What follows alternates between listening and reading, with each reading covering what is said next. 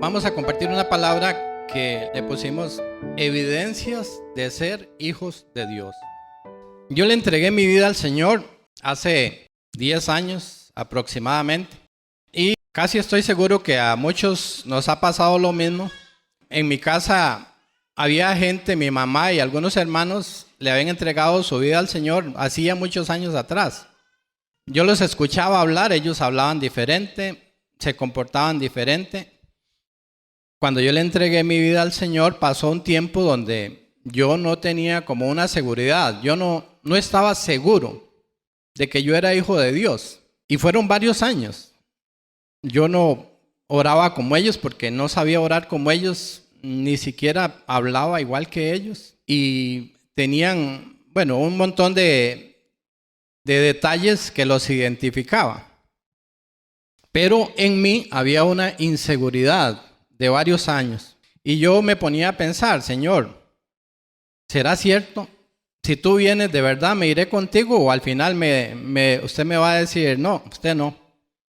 De eso vamos a hablar hoy. Inclusive después aprendí en la palabra que el enemigo, el diablo, él nos ataca con dardos encendidos en nuestra mente. Y nos pone a pensar cosas que no son pensamientos míos. Son pensamientos de él metidos en mi mente. Entonces esto trae a mí duda, trae inseguridad de mi identidad de hijo de Dios. Hoy nos vamos a examinar por medio de la palabra. Ustedes se van a revisar por dentro cada uno. Ni siquiera vuelva a ver al que está a la par porque no es para él, es para usted. Inclusive cuando yo desarrollé este tema lo hice para mí. ¿Qué pasa? Al final del tema yo puedo, por medio de la palabra nos vamos a examinar y yo puedo o estar seguro de que yo soy hijo de Dios. Eso va a traer a mí paz, confianza, va a aumentar mi fe, tranquilidad y sobre todo una actitud de seguirme esforzando porque voy por el camino correcto. Pero si me analizo y al final detecto que estas evidencias no están en mi vida presentes, entonces tiene que entrar a mi vida un miedo terrible. Tiene que entrar una confrontación en mí, una exhortación en mí mismo para tomar decisiones y de verdad entregarle mi vida al Señor. Las congregaciones cristianas, hay veces uno piensa, es que él va a esa iglesia y es cristiano. Pero por ejemplo en Estados Unidos, que son más de 300 millones de habitantes, Estados Unidos fue colonizado por un país protestante, un país de bases cristianas, digamos, que se opusieron a lo romano, bases en la palabra. Y según encuestas que hacen ellos, dicen que el 65% de la población de 300 y el resto de millones son cristianos, son hijos de Dios. Sería una exageración de gente, pero eso no es real, no es cierto. Entonces, de las personas que estamos congregadas aquí, no podemos asegurar que el 100% de las personas sean hijas de Dios. Aquí con nosotros deben haber gente que no son hijos de Dios, gente inconversa, y que lo que hacen son rituales, congregarse porque lo obligan a venir. Es como si hubiera tenido un cambio de religión. En 2 Corintios capítulo 13, en el verso 5, dice la palabra, examinaos a vosotros mismos, si estáis en la fe. Probaos a vosotros mismos, ¿o no os conocéis a vosotros mismos que Jesucristo está en vosotros, a menos que estéis reprobados? La palabra nos llama a examinarnos a ver si de verdad yo un día le entregué mi corazón al Señor y si yo soy hijo de Dios. Hemos escuchado algunas doctrinas, inclusive en congregaciones cristianas, que nos hablan de 3 tipos de personas. Nos hablan que existe gente inconversa, que existen cristianos espirituales y que existen cristianos carnales. Pero ese último término no es real. La palabra nunca en ningún lado habla de cristianos carnales. Una persona carnal no es cristiana. Una persona cristiana no es carnal. Esos son doctrinas equivocadas. En el libro de Ezequiel, Ezequiel era un profeta, viene una profecía que habla de nosotros, de los que estamos aquí hoy, habla de usted. Ezequiel profetizó acerca de nosotros. Y si uno analiza palabra por palabra, vienen un montón de detalles que nos dice cómo tenemos que ser. Ezequiel 36, amén. Versículos 25 al 27. Dios es bueno. Dice la palabra: esparciré sobre vosotros agua limpia. Está hablando el Señor. Y seréis limpiados de todas vuestras inmundicias. Y de todos vuestros ídolos os limpiaré. Os daré corazón nuevo y pondré espíritu nuevo dentro de vosotros. Y quitaré de vuestra carne el corazón de piedra. Y os daré un corazón de carne. Y pondré dentro de vosotros mi espíritu. Haré que andéis en mis estatutos y guardéis mis preceptos y los pongáis por obra. Aquí el Señor dice que quita el corazón de piedra, pone un corazón de carne. Y no solo eso, pone su Espíritu Santo dentro de nosotros. El ayudador, como dice la palabra. Pero también dice: haré que andéis en mis estatutos y guardéis mis preceptos y los pongáis por obra. La palabra dice: de modo que si alguno está en Cristo, nueva criatura es. Las cosas viejas pasaron, y aquí todas son hechas nuevas. Cuando yo voy al Señor, pasa un milagro. Yo puedo comparar, por ejemplo, una sanación de un cáncer con el milagro en mi vida, y no hay comparación. No hay milagro más grande. Inclusive analizando esto, comparándolo, por ejemplo, con la creación. El Señor dijo: hágase la luz, y se hizo la luz. Un milagro extremadamente grande, sobrenatural, y solo Él puede hacerlo. Pero en nosotros se da un milagro más grande que ese todavía. Porque ahí, de cero, de algo que no existe, Él creó algo. Pero en nosotros el milagro es mucho más grande, porque el Señor está agarrando algo no de cero, sino algo negativo. De algo corruptible está haciendo algo santo. De algo inmundo está haciendo un hijo de Dios. Es un milagro más grande que la creación. Cuando yo analizo esto en mi vida, nunca me canso de darle gracias al Señor de ese milagro que hizo Él en mí. Me sacó del lodo cenagoso, del lodo podrido, y me plantó en la roca firme que es Jesús. Vayamos al libro de Mateo. Aquí nos habla también de los hijos de Dios. Mateo 7, 13 y 14. Dice la palabra: entrad por la puerta estrecha, porque ancha es la puerta y espacioso el camino que lleva a la perdición, y muchos son los que entran por ella. Porque estrecha es la puerta y angosto el camino que lleva a la vida, y pocos son los que la hallan. Dice la palabra: estrecha es la puerta y angosto el camino que lleva a la vida, que es Jesucristo. La puerta es Jesús, y pocos son los que la hallan. Pero Jesús no es solo la puerta. Jesús es el camino, Él mismo lo dijo.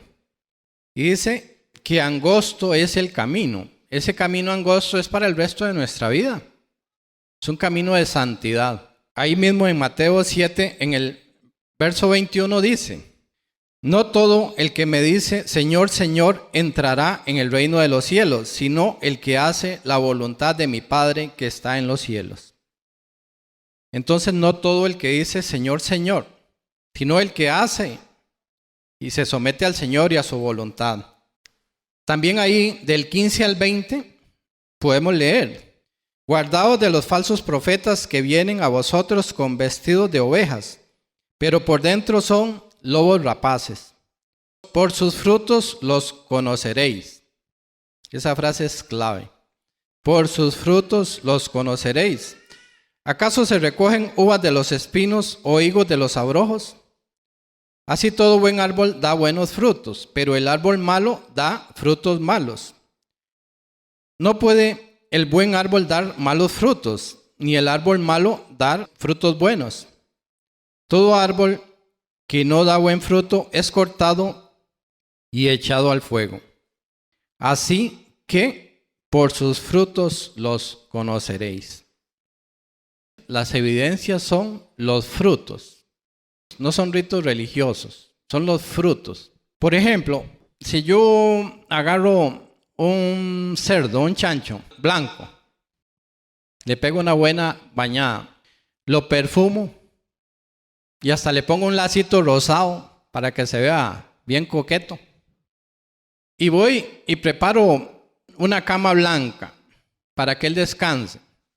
Y a la par pongo un charco de lodo ese pestilente y lo suelto para que se vaya para la cama blanca. ¿Para dónde se va? Se va para su charco, porque esa es su naturaleza. Tiene corazón de chancho. Si yo en algún momento agarrara y tuviera el poder de convertir ese chancho en un hombre, él no se va a ir para el charco, y si se fuera para el charco le daría una gran vergüenza como hombre. No lo haría, porque su naturaleza es irse para el lugar limpio. Esa es nuestra conversión, si analizamos. Esa es nuestra conversión. No nos vamos para el lodo cenagoso, nos vamos para el lugar limpio. Si yo, por ejemplo, voy pasando por un lugar y veo, qué sé yo, una cabra, digamos, yo no puedo pensar, ¿qué perro más bonito ese? No ladra, pero qué bonito. Yo no puedo confundir una cabra con un perro, porque tiene características de cabra. El perro, características de perro. Si uno habla como carnal, piensa como carnal y vive como carnal, yo no puedo pensar que es cristiano, ni siquiera porque un día lo vi hacer una oración o lo vi bautizarse. Porque por sus frutos, que lo repite 2 veces la palabra, por sus frutos los conoceréis. Una pregunta, ¿los cristianos somos perfectos? No. ¿Fallamos? Sí. ¿Caemos en pecado eventualmente? Es posible. ¿Podemos permanecer en el pecado? No. Esa es una gran diferencia. Esa es la gran diferencia. Los inconversos, las personas inconversas, muchas veces ni siquiera perciben el pecado. A mí me ha pasado que he llegado a disculparme por algún error mío. Me pasó con un muchacho ahí, llegué yo y le hice una broma delante de la gente, todo el mundo se soltó la risa, pero de una vez sentí una cosa fea y me pensé, yo excedí mi confianza. Le hice una broma. No fue nada vulgar ni nada por el estilo, pero excedí la confianza. Y de una vez viene a mí y yo me monté al carro y me fui para otro lugar, pero en el carro yo sentía una cosa fea por dentro. Apenas llegué al otro lugar, llegué y lo llamé y le digo, perdóneme. ¿Por qué? Porque yo a usted antes, de cierta manera, le falté un toque el respeto ahí. Me metí en algo tal vez un poco más allá de mis límites.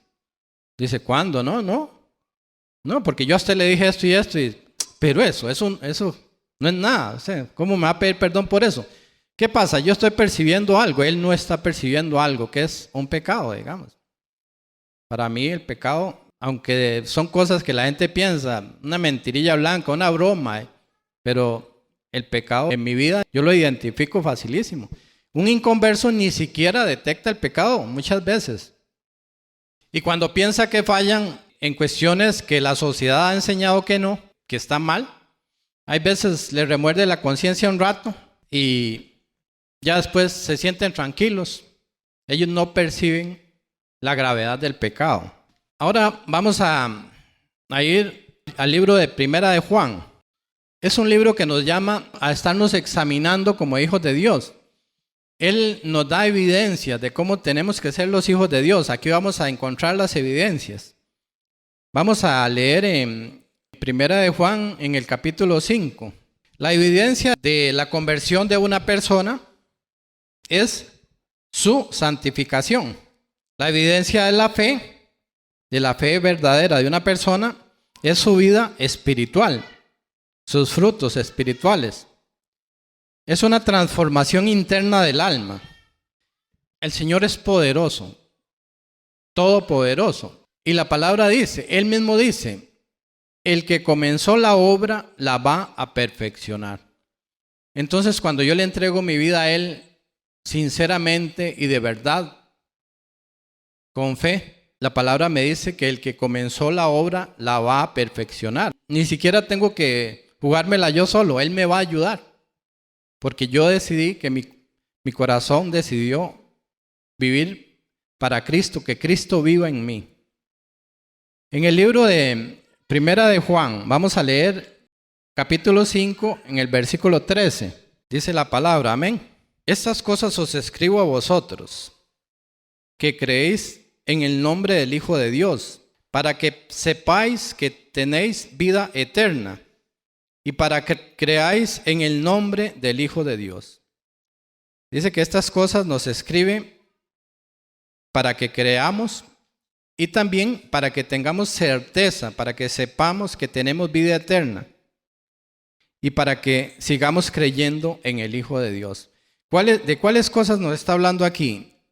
Eso es lo que vamos a ver, porque aquí mismo, en este libro, al principio, es donde vienen las evidencias. Esto que leímos está casi al final del libro. Entonces, estas cosas que les escribí o que les hablé antes, es a la que se refiere para que nos examinemos a nosotros mismos. Primera evidencia, ahí mismo en Primera de Juan, capítulo 1, versículos del 5 al 7. Yo voy a hablar de 4 evidencias. La primera está en esta lectura, que dice, este es el mensaje que hemos oído de Él y os anunciamos. Dios es luz y no hay ningunas tinieblas en Él. Si decimos que tenemos comunión con Él y andamos en tinieblas, mentimos y no practicamos la verdad. Pero si andamos en luz como Él está en luz, tenemos comunión unos con otros. Y la sangre de Jesucristo, su Hijo, nos limpia de todo pecado. Primera evidencia. Dios es luz y tenemos que ser como Él, andar en luz. Hay 3 cosas que lo identifican a Él como luz. Primero, su revelación. En la luz uno puede ver, en la oscuridad no. Dios se revela en su palabra y se revela por medio de su Espíritu a nosotros. En su palabra está establecido lo que Él quiere que nosotros conozcamos de Él.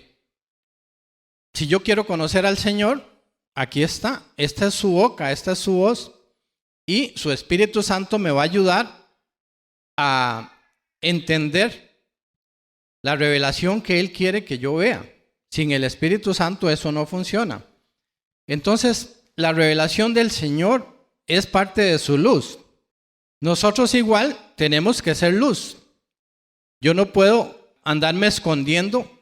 Cuando yo me voy a esconder es porque no quiero que mis obras sean manifiestas. Y cuando yo estoy delante de hermanos o no hermanos, tengo que revelar lo que hay dentro de mí. Siempre. Por mi boca y por mis obras, por mis frutos.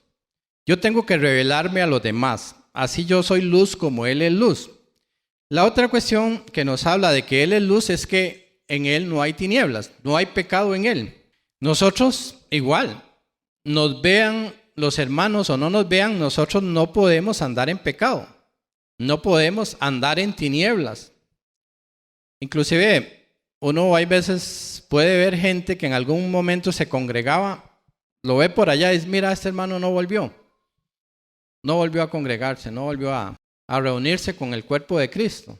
Muchas veces, y les aseguro que debe andar en cosas incorrectas, que se salen de la voluntad del Señor, y no quiere que sus obras sean manifiestas.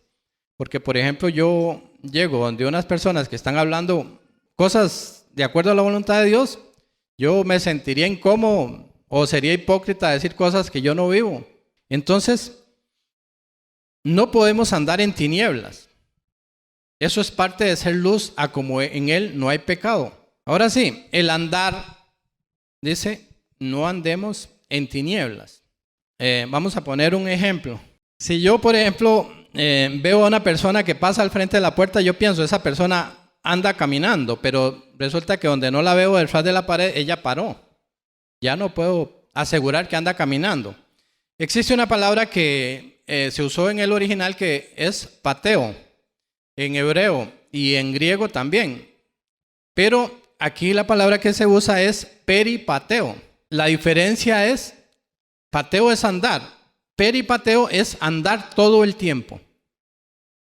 Por ejemplo, si una persona quiere pensar, che, ella es cristiano, es hijo de Dios, y agarra una cámara y empieza a seguirme ahí sin que yo lo vea, y de un pronto a otro me ve que un hijo mío, digamos, vino y hizo algo incorrecto y yo me alteré y le alcé la voz, me toma una foto y dice, aquí está la evidencia, no es hijo de Dios. Pero eso no es una evidencia. ¿Cuál sería la evidencia? ¿Qué es peripateo? Andar todo el tiempo. Hay solo un momento de un error tal vez. Peripateo es andar todo el tiempo. Entonces, ¿qué sería? Que una persona me siga a mí con una cámara de video y me siga 6 meses. Y él puede decir, eso es una evidencia. No es cristiano porque anda en pecado y se mantiene en el pecado. O es cristiano porque sí falló por allá, pero la mayoría del tiempo no falla. Eso es peripateo y de eso nos está hablando la palabra. De andar en luz, no andar en tinieblas, no andar en pecado, pero constantemente. La otra parte de andar en luz es la santidad. La santidad no solo nos habla de que el Señor, en Él no hay pecado, sino que la definición de santidad en el lenguaje que se usó ahí también es alguien apartado, un ser diferente. Si a mí, por ejemplo, como a cualquier hombre me dicen, ¿a quién se parece usted? Yo puedo decir, yo me parezco a Roy. Características de Roy son parecidas a mis características. Pero cuando Moisés llegó en el monte allá y el Señor le reveló cosas para el pueblo, le dice, ¿quién les digo que me dijo esto? Él ni siquiera le dio un nombre porque no tenían un concepto de quién era Dios. Él era totalmente diferente y apartado. Él no podía decir, es que Juan, nombre de un hombre, no. Le dice, yo soy el que soy. Ni siquiera había comparación. Yo soy el que soy. Era santidad, él estaba apartado, era diferente a todo. Si yo me pongo a pensar, ¿qué se parece más a Dios? O les preguntara, ¿qué se parece más a Dios? Digamos, una lombriz de un caño, o un ángel, o un arcángel. ¿Qué se parece más a Dios? Ninguno de los dos. No se parecen. Ni el arcángel, ni mucho menos la lombriz. El único que el Señor podría decir, Él sí se parece a mí, era Jesús, porque tenía su naturaleza, su imagen. Entonces, cuando nosotros decimos que tenemos que andar en santidad, también tenemos que pensar que tenemos que ser apartados para Él, apartados del pecado y esforzarnos por alcanzar la estatura del varón perfecto, para llegar a parecernos, a ser imagen y semejanza, que al final de los tiempos es lo que el Señor estaba pretendiendo o pretende en su creación, o va a lograr en su creación, tener hijos que sean imagen y semejanza. Esa es la primera característica, andar en luz. La segunda, ahí mismo en Primera de Juan, vamos a leer capítulo 1 del 8 al 10. Dice la palabra, si decimos que no tenemos pecado, nos engañamos a nosotros mismos y la verdad no está en nosotros. Si confesamos nuestros pecados, Él es fiel y justo para perdonar nuestros pecados y limpiarnos de toda maldad. Si decimos que no hemos pecado, le hacemos a Él mentiroso y su palabra no está en nosotros. Aquí la palabra del Señor no nos está abriendo una puerta para pecar. La palabra del Señor no nos está como induciendo a pecar, ni decir, no, los cristianos pueden pecar. No es eso lo que nos está hablando la palabra. Aquí lo que nos dice es que nosotros tenemos que identificar el pecado, por pequeño que sea, como el ejemplo que di antes. Nosotros tenemos que entender la gravedad del pecado. Porque la gente dice una mentira, dice una mentirilla piadosa, una mentirilla blanca. Y nosotros sabemos que la paga del pecado es muerte. Una mentirilla que nos lleva al infierno. Nosotros tenemos que percibir la gravedad del pecado en nuestras vidas. Y la palabra nos habla de la solución, de que tenemos que confesar nuestros pecados y Él nos perdona. Dentro de las promesas y el cumplimiento de las promesas, el Señor nos dio a su Espíritu Santo, que está dentro de los hijos de Dios permanentemente. El Espíritu de Jesucristo está en nosotros permanentemente. Y dice la palabra que el Espíritu Santo convence al mundo de pecado, de justicia y de juicio. Entonces el Espíritu nos convence de pecado, qué está bien y qué no está bien. Los inconversos, como compartía antes, muchas veces ni siquiera perciben el pecado. ¿Por qué? Porque el Espíritu Santo no está en ellos. Entonces fallan y a veces viene un medio remordimiento y siguen tranquilísimos como si no hubiera pasado nada. En el libro de Hechos, cuando Pedro que acababan de recibir al Espíritu Santo en Pentecostés, él salió afuera y empezó a predicarle a miles de personas que estaban ahí. Pedro ahí les dice, así que arrepentidos y convertidos. Esas dos son verbos conjugados, arrepentidos y convertidos. En hebreo existe una conjugación de verbo que es presente continuo, que fue el que se utilizó aquí. Porque el tiempo pasado es una conjugación en pasado. Hay otra conjugación en futuro, yo haré, yo iré. Pero esto, arrepentidos y convertidos, está conjugado, en inglés se usa mucho el presente continuo, está conjugado en presente continuo. Entonces, el estar arrepentido y convirtiéndose tiene que ser permanente, es un presente permanente en mí. Yo no puedo pensar que yo un día me arrepentí y me convertí, no. Dos actitudes que tienen que permanecer durante el resto de mi vida. Esto no es un acto pasajero. En los cristianos tiene que haber un corazón contrito y humillado, dice la palabra. ¿Esto qué es? Es dispuesto al quebrantamiento, dispuesto al arrepentimiento, a la confesión de nuestras faltas, al sometimiento al Señor, en una actitud permanente. Vayamos al libro de Jeremías, Jeremías 32. Aquí también el Señor nos habla por medio de una profecía del profeta Jeremías, hablando también de nosotros, de los hijos de Dios. Jeremías 32, versículo del 38 al 40. Dice la palabra, hablando de nosotros. Y me serán por pueblo, y yo seré a ellos por Dios. Y les daré un corazón y un camino para que me teman perpetuamente, para que tengan bien ellos y sus hijos después de ellos. O sea, es para nuestro bien. Pero nos habla de un temor perpetuo. Y haré con ellos pacto eterno, que no me volveré atrás de hacerles el bien. Aquí en el 40, que es muy importante, dice, haré con ellos pacto eterno, que no me volveré atrás de hacerles bien, para sus hijos verdaderos.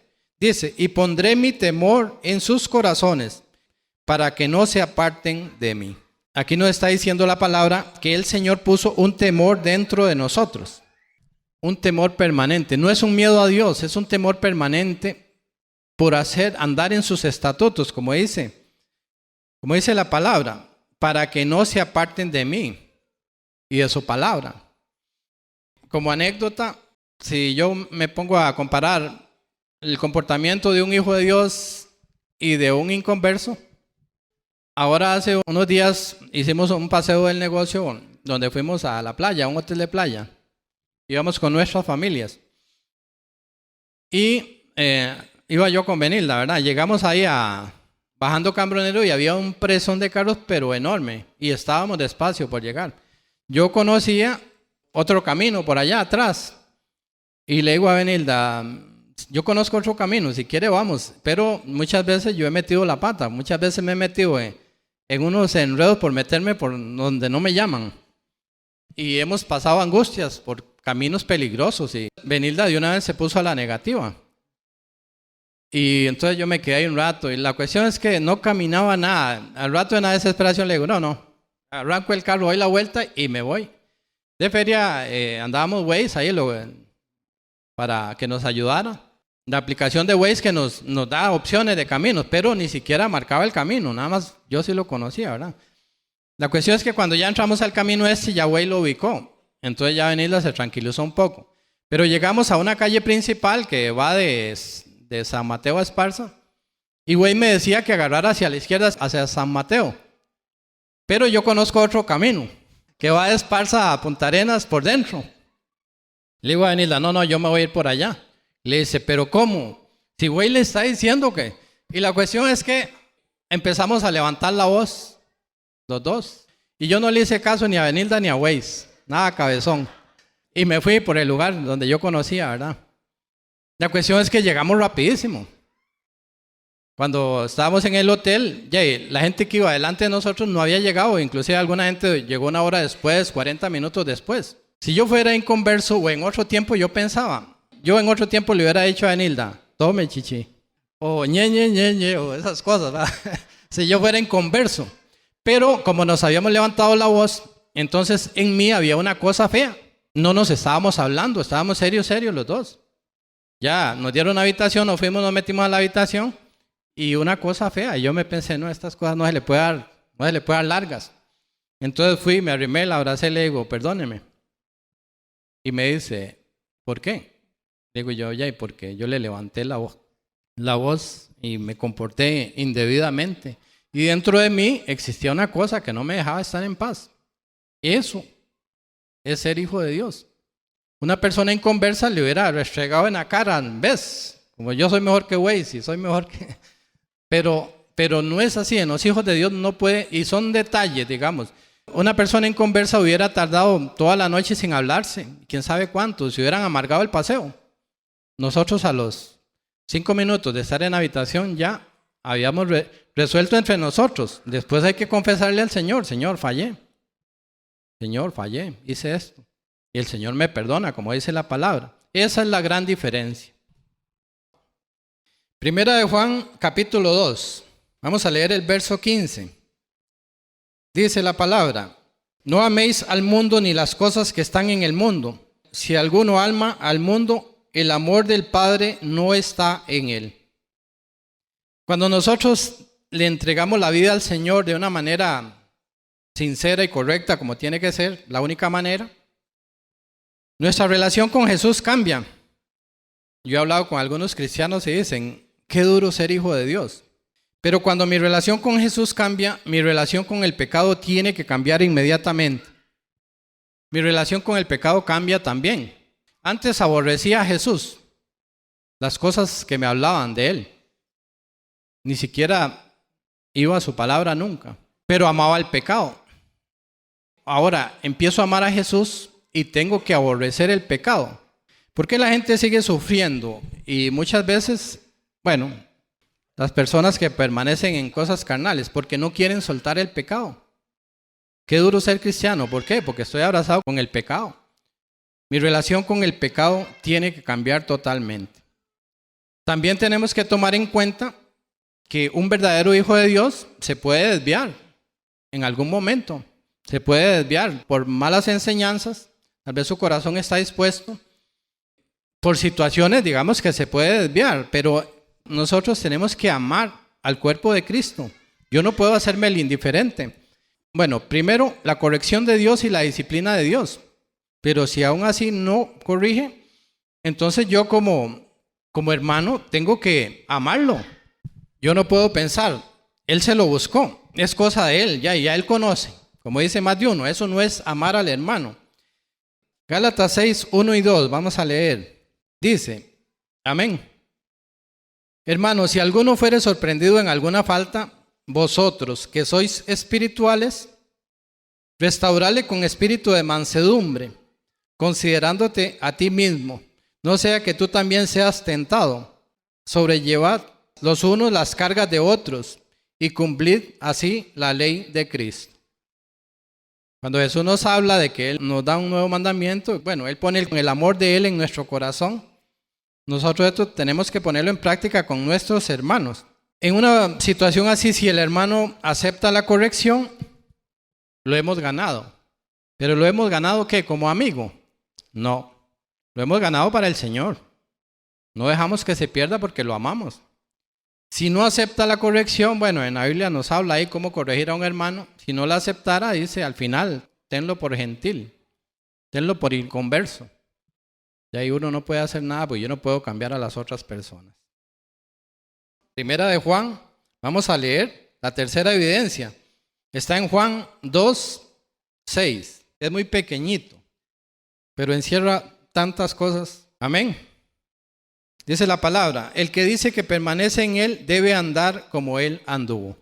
Aquí nos está hablando de Jesús. Y recordemos que ese andar es un andar en presente continuo. Es un esfuerzo constante por imitarlo, a pesar de nuestras caídas. En el libro de Mateo, el Señor dice, venid a mí todos los que estáis trabajados y cargados, y yo os haré descansar. ¿Por qué uno se carga y pasa trabajos y trabajos por andar abrazado con el pecado, con las añadiduras? Entonces uno se carga y pasa trabajo y trabajo, ¿verdad? Independiente del Señor, dice. Pero la palabra nos dice: llevad mi yugo sobre vosotros y aprended de mí, que soy manso y humilde de corazón, y hallaréis descanso para vuestras almas. Porque mi yugo es fácil y ligera mi carga. Si Jesús lo dice, que el yugo es fácil y ligera su carga, es verdad. Cuando mi corazón es manso y contrito, humillado, estoy imitando a Jesús. Es la única parte donde Él habla de sí mismo, de esas cosas, de cómo es Él, porque son evidencias suyas. Dice que Él es manso y humilde de corazón. Cuando yo aprendo a ser manso y humilde de corazón, estoy imitando el perfil que Él creó de cómo es un hijo de Dios. Porque Él vino no solo a morir y a revelar la voluntad del Padre para mi salvación, a pagar mis pecados, sino también Él vino a enseñarme cómo ser un hombre hijo de Dios. Él creó un perfil en su vida. Nosotros tenemos que ser mansos y humildes, tener dominio propio, que muchas veces las personas que manejan, por ejemplo, se le atraviesa a alguien, esas cosas, no, pase usted. O sea, hay que aprender a tener dominio propio. Si a uno lo atacan, normalmente la persona que no es hijo de Dios ve a ver rápidamente, maquina con qué le contesta, para no dejarse humillar ni nada por el estilo, pero estamos hablando de un ataque de un inconverso.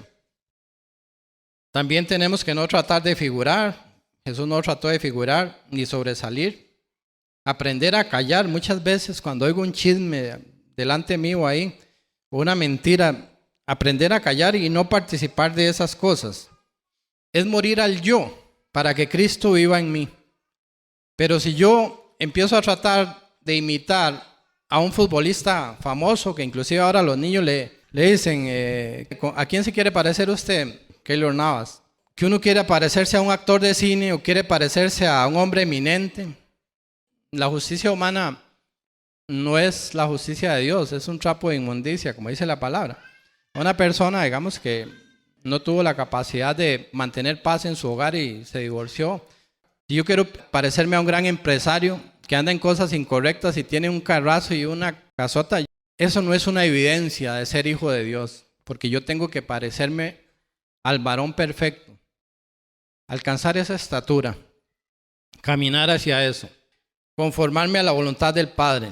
Y tenemos la ayuda del Espíritu Santo en los hijos de Dios, que nos ayudan a caminar por el camino correcto y a ir imitando cada día más a Jesús. La cuarta y última evidencia está en 1 Juan 2, del 8 al 11. Dice la palabra: sin embargo, os escribo un mandamiento nuevo, que es verdadero en Él y en vosotros, porque las tinieblas van pasando y la luz verdadera ya alumbra. El que dice que está en la luz y aborrece a su hermano, está todavía en tinieblas. El que ama a su hermano permanece en luz, y en él no hay tropiezo.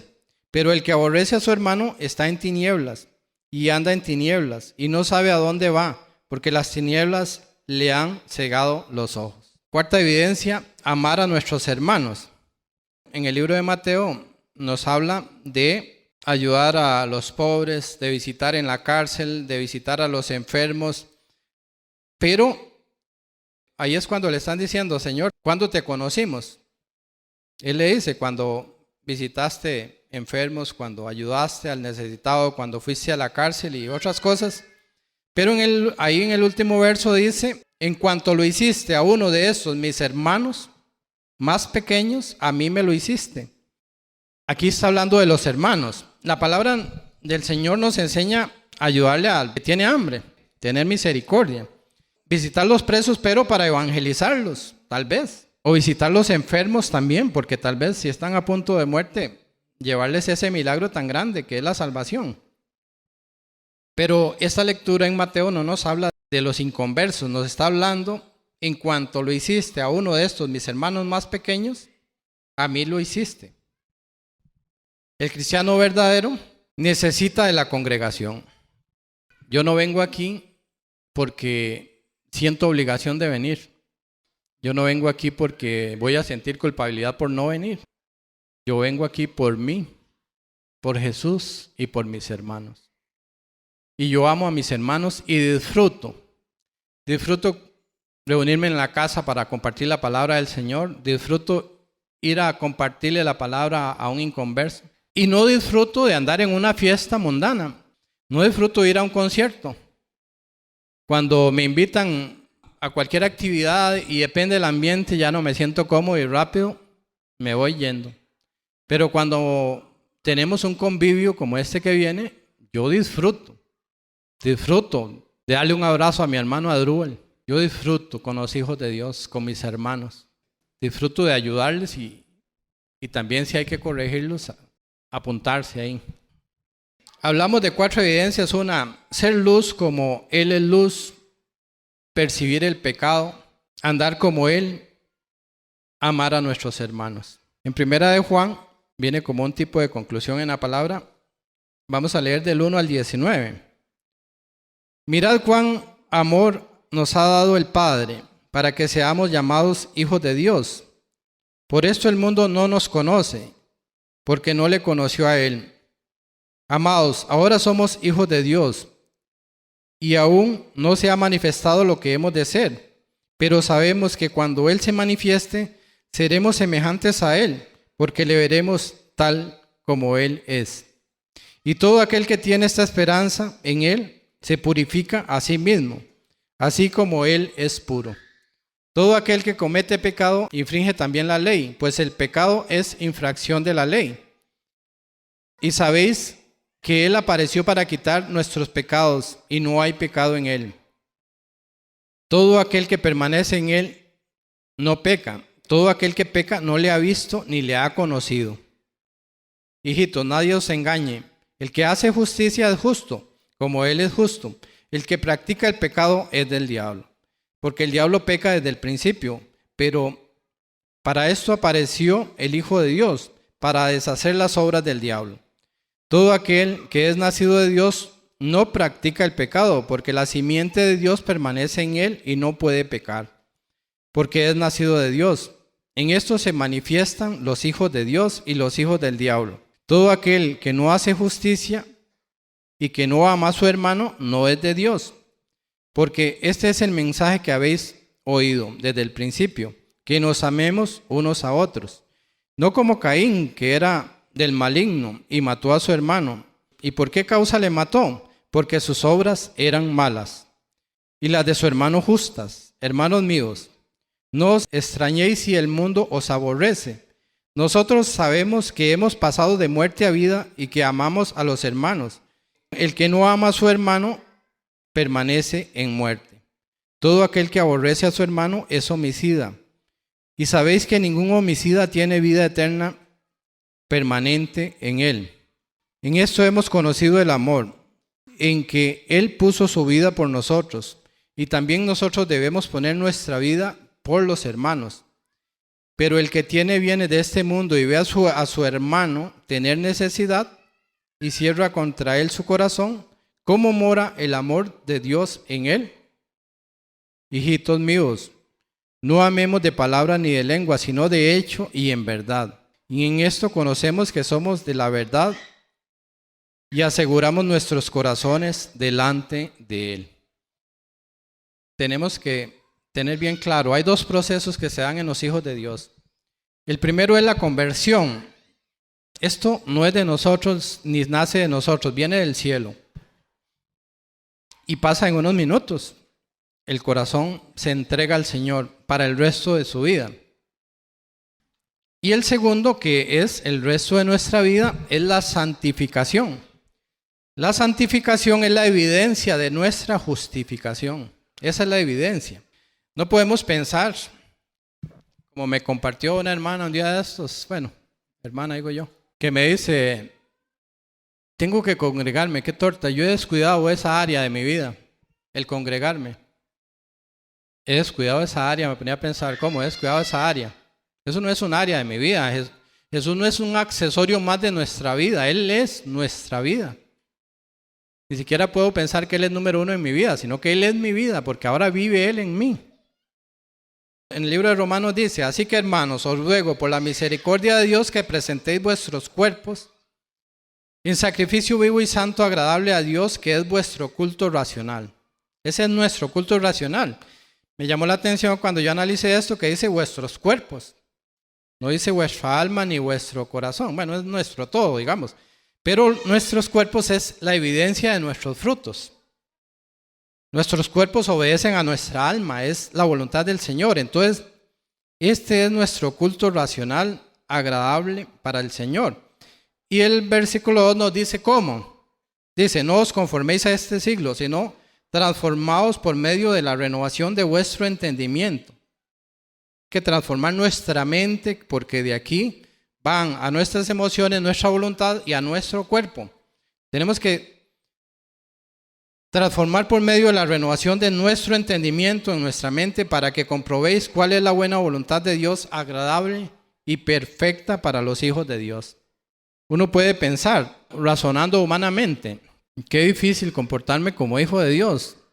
Pero cuando yo pienso también en que el Señor me dice que al hacer su voluntad es agradable y perfecta para mí, entonces al final, ¿qué voy a obtener? Solo bueno, voy a disfrutar de la vida. No voy a sufrir, voy a disfrutar, porque la voluntad del Señor es agradable y perfecta para mí. Cuando uno está lleno de pecado, es como tener un pichel de vidrio lleno de café en tinta, así oscuro, oscuro. El ir cambiando nuestra mente es como irle poniendo la palabra del Señor, un cubito de hielo por día, digamos. En una semana se habrá aclarado un poquitico, pero casi no se percibe. Pero en un año ya está bastante claro. En 3 años ya no se nota casi la tinta del café. Así tenemos que irnos transformando nosotros. Bueno, el mundo nos amolda desde afuera. ¿Usted quiere imitar el mundo, o líderes del mundo, o la gente del mundo? El mundo lo forma uno desde afuera, como agarrar uno un poco de mezcla y empieza a prensarlo y le da una forma. El mundo nos amolda desde afuera, pero el Señor con su espíritu nos cambia desde adentro. Como una mariposa, digamos que entra un gusano feo muchas veces a un capullo y hay una transformación ahí en el interior y viene lo que llaman metamorfosis y sale una mariposa ahí, una belleza. Así funciona el Señor dentro de nuestra alma, dentro de nuestros corazones dispuestos. Con este examen que hemos hecho, podemos haber aprobado o reprobado. Si yo considero que soy un hijo de Dios porque me identifico con las evidencias que se compartieron por medio de su palabra, tengo que estar feliz, en paz, tranquilo y seguirme esforzando revisando siempre y esforzando cada día por ir alcanzando la estatura del varón perfecto. Pero si me acabo de revisar y me doy cuenta que no son evidencias en mí, el que sienta eso en este momento debe tener un gran temor. Un temor terrible, porque lo que le espera es el lago de fuego y azufre. Así que hoy tenemos la oportunidad, si acaso un día no le hemos entregado al Señor, y de disponer nuestro corazón, nuestra alma, nuestro todo, para someternos al Señor, a su voluntad, conocerlo en su palabra y por medio de su Espíritu. Vamos a hacer una pequeña oración para darle oportunidad a la persona que no ha decidido entregarle su vida al Señor hasta el día de hoy, que hoy tome la decisión y verá que va a ser solo para bien de su vida. La palabra dice que cuando yo le entrego mi vida al Señor, debo confesarle a Él.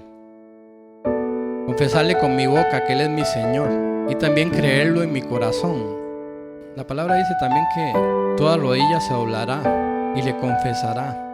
Un corazón contrito tiene una actitud de arrodillarse al Señor espiritual todo el tiempo. Cada uno hable con el Señor Jesús directamente. Señor Jesús, en este momento, Señor, quiero decirte que me arrepiento, Señor, de todos los pecados que he cometido en mi vida, Señor. Te confieso, Señor, que he sido un pecador, Señor. Te confieso, Señor, que no he andado conforme a tu voluntad, Señor. Conforme, Señor, a tus estatutos, conforme a tu amor, Señor. En este momento, Señor, me arrepiento. Me arrepiento, Señor Jesús, y te entrego mi vida. Te entrego mi corazón, Señor. Te entrego mi mente, te entrego mi alma, Señor. Te entrego mi cuerpo, Señor, para que vivas tú en mí, Señor. Para no vivir yo ya más, sino que tú vivas en mí, Señor. Te confieso como el Señor de mi vida, Señor Jesús. Señor, y mi corazón se compromete, Señor, a amarte, Señor, y amar a mis hermanos, Señor. Te quiero dar gracias, Señor Dios, porque tu amor es infinito, Señor. Y tú moras aquí en este lugar, Señor. Aquí está el monte de Sión, que son todos los corazones de los hijos de Dios, Señor, alabándote y bendiciéndote, Señor. Gracias porque tú escribes en este momento mi nombre en el libro de la vida, Señor. Tú me regalas ese milagro sobrenatural enorme, Señor. Tú me regalas la vida, Señor. Y tú me indicas el camino por medio tuyo, Señor. Gracias porque tú eres la palabra del Padre, Señor. Gracias, y te voy a escuchar, Señor. Y te voy a obedecer, Señor, y me voy a someter a ti. Gracias por tu precioso Espíritu Santo que pasa a morar dentro de mí, Señor, dentro de mi corazón. Gracias por tu precioso Espíritu Santo, Señor. Gracias. Gracias por el ungido, Señor. Gracias, Señor Dios, Padre Santo. Gracias te damos por tu amor. Gracias por tu precioso Espíritu, Señor. Gracias te damos, Señor. En el nombre de Jesús. Amén. Bendiciones.